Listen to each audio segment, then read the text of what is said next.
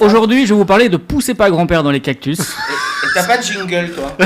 Non, malheureusement, non. Alors, c'est un film de Jean-Claude Dague avec Francis Blanche et Michel Galabru, entre autres. C'est sorti le 5 novembre 1969 dans les salles. Le film a réuni 300 000 spectateurs à peu près quand même.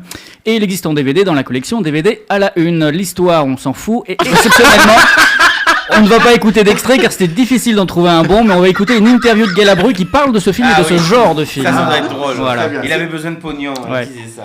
Et alors là, nous nous sommes arrêtés. Je ne pouvais plus continuer, il n'y avait rien. La veille, j'avais demandé le script, on m'a dit, il n'y en a pas.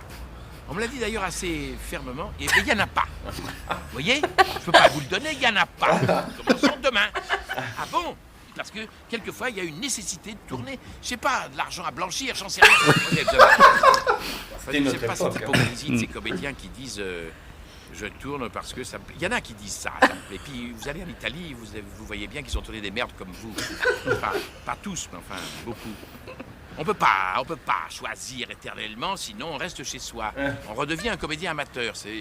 Nous sommes là pour travailler, n'est-ce pas? Alors on connaît tous l'expression « faut pas pousser mémé dans les orties », mais on connaît moins généralement le film « Poussez pas grand-père dans les cactus ». Un film signé Jean-Claude Dague, personnalité aussi fantasque que son œuvre. Après 4 longs métrages souvent désastreux, l'homme avec sa société de production fit faillite au point de penser à commettre un braquage, histoire de s'en sortir, faut oser. Et le pire, c'est que Jean-Claude Dague franchit le pas, braque une banque, sa propre banque, sans masque, avec sa propre voiture. Et un ami comédien, évidemment, le malfaiteur sera vite interpellé et passera 8 ans en prison, expérience dont il tirera un livre, puis un nouveau film à la fin des années 80, mais dont la carrière, là encore, sera très éphémère. Entre-temps, donc, Jean-Claude Dague s'essaye à la comédie, si l'on peut dire, avec Poussez pas grand-père dans les cactus, une histoire loufoque au possible, à la limite de la compréhension. Même après avoir lu le pitch au dos du DVD, personnellement, je n'ai toujours pas compris. S'ajoute à cela une mise en scène insensée, à la limite de l'expérimental, et des comédiens qui, comme souvent, font ce qu'ils peuvent, avec très peu de dialogue, surtout des scènes où ils marmonnent, grommellent, éructent, là encore sans aucun sens. Entre folie et instinct animal, c'est très très malaisant.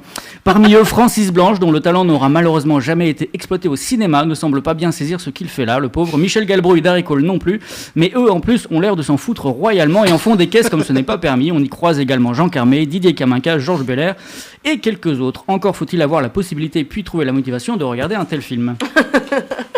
Film qui, selon les rumeurs, ne serait passé qu'une seule fois à la télévision en 2008, soit 39 ans après son exploitation en salle, un record, juste après avoir connu une sortie en DVD en 2004, vendu 2 € dans les supermarchés, et je fais partie bien sûr des couillons qui l'ont acheté, voilà.